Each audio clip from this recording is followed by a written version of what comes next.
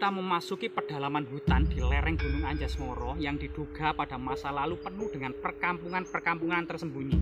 Entah itu perkampungan masyarakat di era kerajaan Majapahit atau kemudian pertapaan para pertapa ya atau maharesi.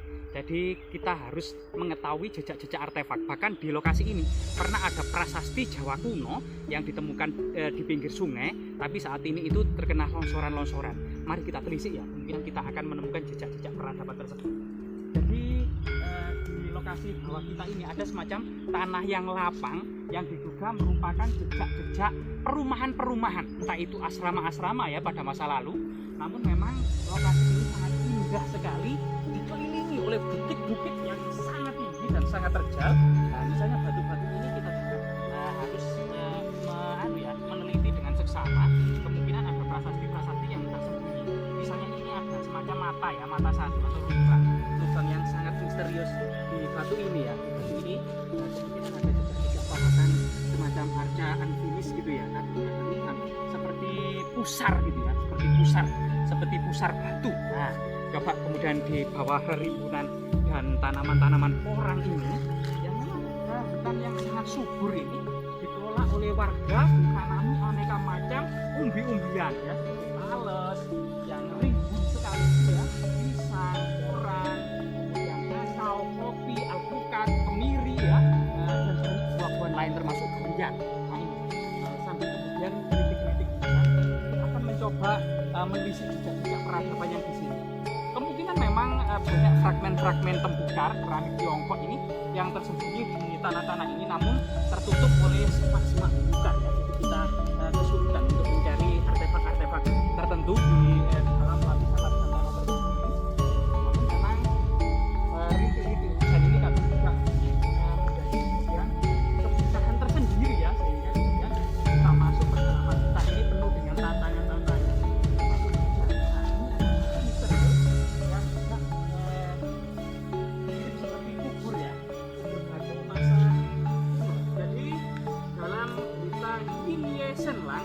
Mahuan itu mencatat bahwasanya ketika kemudian orang-orang meninggal, maka dari kalangan petinggi kerajaan Majapahit akan diadakan upacara ngaben atau kremasi, yaitu pembakaran jenazah.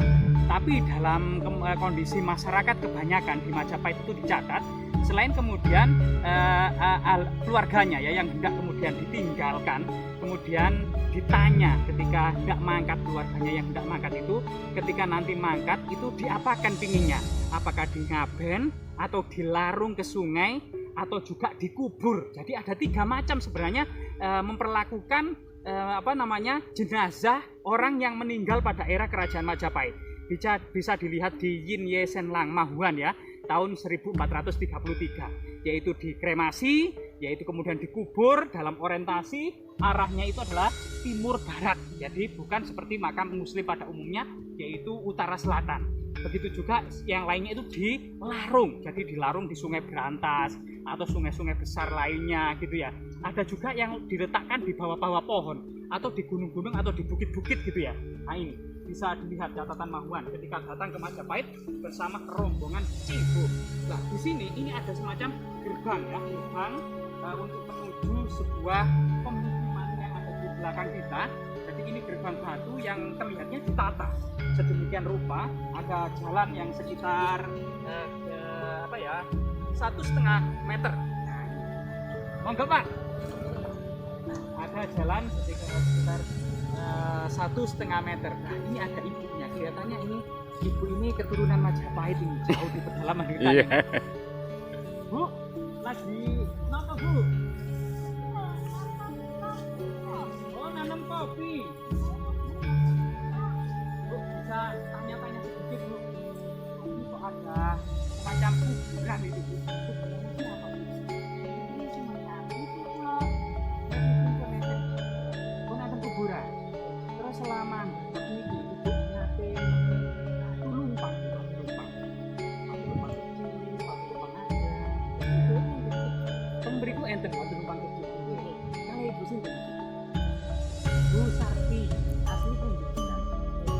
Yang terakhir tempat. Oh, tentang itu.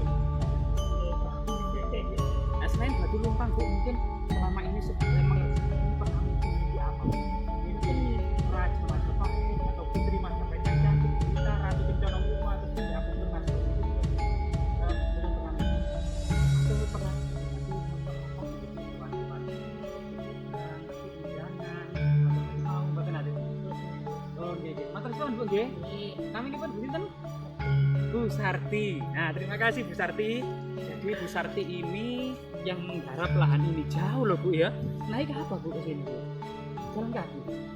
Luar biasa sekali, lebih dari 4 kilo Pak ya. Lebih dari 4 kilometer jalan kaki masih seperti itu. Terima kasih Bu Sarti. Jadi kembali lagi kata Bu Sarti tadi, sejak menggarap lahan ini sudah ada makam kuno.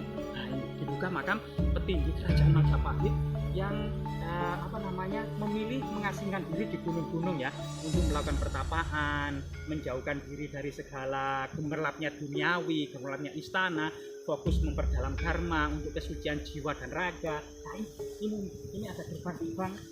Jadi diduga ada semacam gerbang batu di sini ya. Ada 1, 2, 3, 4 dan ini memasuki yang kemungkinan secara filosofi pada masa kuno ini adalah batas area profan keseharian dengan area yang paling sakral dan magis. Nah, mari kita teliti. Monggo Bu. Ini kita lihat ya, ada suasananya, ada semacam pagar batu alam yang dibuka dulu bagian dari semacam pinggiran dari rumah-rumah pada masa lalu. Ini lereng-lereng.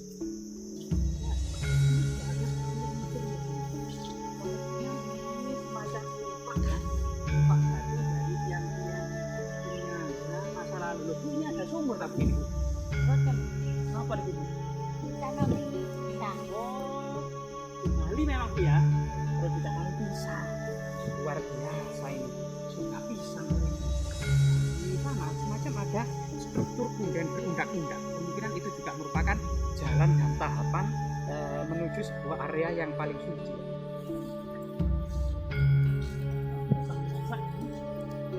Kenapa Bu ini pohonnya kok dikasih sabuk atau diikat ini? Uga bapak. Pecah. Oh pecah nih pohonnya. Pohonnya mati atau pecah.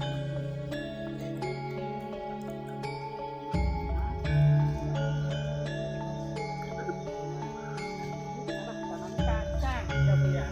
Hati-hati.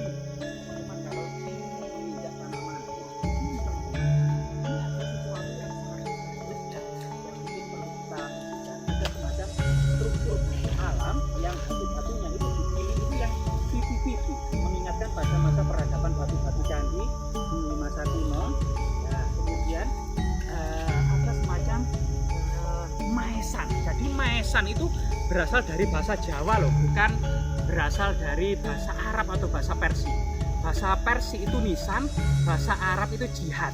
Sedangkan bahasa Jawa itu maesan itu berasal dari kata maesi. Maesi itu memberi apa ya? Hiasan. Orang yang dipaesi hiasan. Jadi nah ini ada semacam kubur batu yang kemungkinan ini adalah sebagaimana berita Mahuan, ini merupakan memang orang kuno era kerajaan Majapahit yang memang memilih untuk dikuburkan sebagaimana kubur-kubur kuno, yaitu berorientasi pada timur dan barat. Jadi nisannya sedemikian rupa ya, untuk kotak persegi yang menyerupai batu candi, namun ini batu alam. Kemudian yang bagian besar ini adalah bagian nisan kepala ya, yaitu berada di timur, dan yang agak kecil ini diduga nisan kaki ya, yang berada di sebelah barat. Kebanyakan memang nisan-nisan kuno itu tidak terlalu panjang, sebagaimana kemudian nisan-nisan yang ada di ibu kota kerajaan Majapahit yang ada di Troloyo, Trowulan, Makam Panjang dan sebagainya. Tapi di daerah pegunungan, makam-makam seperti ini luar biasa sekali ya. Jadi dibuat pendek. Dan tandanya kalau ini memang sangat berhubungan dengan peradaban kuno. Ada yang menyebut itu kapitayan, sedangkan dalam literasi negara kertagama itu disebut kabuyutan atau karsian. Bisa jadi ini adalah makam atau kubur seorang resi, ya, seorang resi era kerajaan Majapahit. Dan tanda-tanda yang lain adalah di sini ada semacam batu lumpang persajian. Jadi diduga ini merupakan bagian yang terpisahkan dari makam ini yang digunakan untuk semacam persajian atau percobaan di masa kuno untuk menghormati ya, atau untuk menyekar dari makam kuno ini. Selain kemudian ada makam kuno yang identik dengan kemudian peradaban kabuyutan, kapitayan, atau kemungkinan juga ada seorang maharesi yang dimakamkan di sini. Ada struktur kemudian undak-undak yang ada di sini ya. Jadi di sini ada ditata sedemikian rupa. Struktur ini lempeng yang cukup besar dan banyak, jadi membentuk sedemikian rupa seperti semacam kubur kuno yang besar, dan di sini ada semacam struktur punden berundak-undak. Jadi teman-teman, kalau kita membersihkan area ini, maka kita akan mendapati sebuah struktur punden berundak-undak yang sebagaimana kemudian struktur yang ada di lereng-lereng Gunung Penanggungan, Gunung Welirang, Gunung Anjasmara, Gunung Arjuna gitu ya.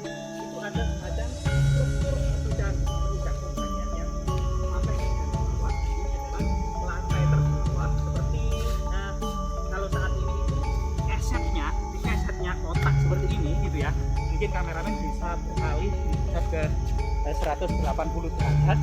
Jadi di sini ada struktur batu alam yang membentuk yang menjadi semacam talut penahan tanah dari sebuah kompleks yang diduga bangunan suci pada masa lalu.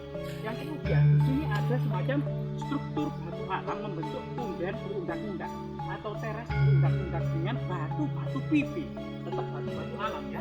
Dan ini menyambung bersambung dengan struktur batu alam yang membentuk talut penahan tanah dari sebuah kompleks yang ada di atas ini. Jadi kemungkinan memang ini merupakan tinggalan budaya, tinggalan monumental dari sebuah peradaban di era kerajaan Majapahit. Masyarakat mengenalnya ini merupakan bekas situs perkampungan kuno era kerajaan Majapahit. Semoga kemudian situs sebesar ini ya menjadi kemudian tetap memberikan edukasi dan manfaat, terutama kemudian mengingat kembali sejarah kejayaan pada masa lalu sebagai inspirasi dan motivasi bagi generasi kita dan yang akan datang, bahwasanya leluhur kita pernah berhasil dan sukses menjadikan bangsa terbesar di dunia setara dengan peradaban-peradaban lainnya, peradaban Persia, Mesir kuno, Tiongkok kuno, India kuno ya, termasuk peradaban Nusantara ini, terutama peradaban terbesar Sriwijaya abad ke-7, Majapahit di abad ke-14, dan 700 tahun kemudian yaitu di abad 21 ini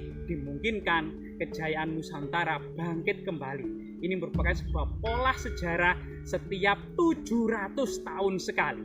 Abad 1 Funan, abad 7 Sriwijaya, abad 14 Majapahit, dan abad 21. Ini akan di pertengahan abad 21 ini akan bangkit kembali yang pada masa literatur kuno, tradisi-tradisi Jawa seperti Serat Darmo Gandul atau Serat Sabdo Palon atau kemudian Jangka Jayabaya yang dikenal dengan munculnya Satrio Piningit. Semoga bermanfaat.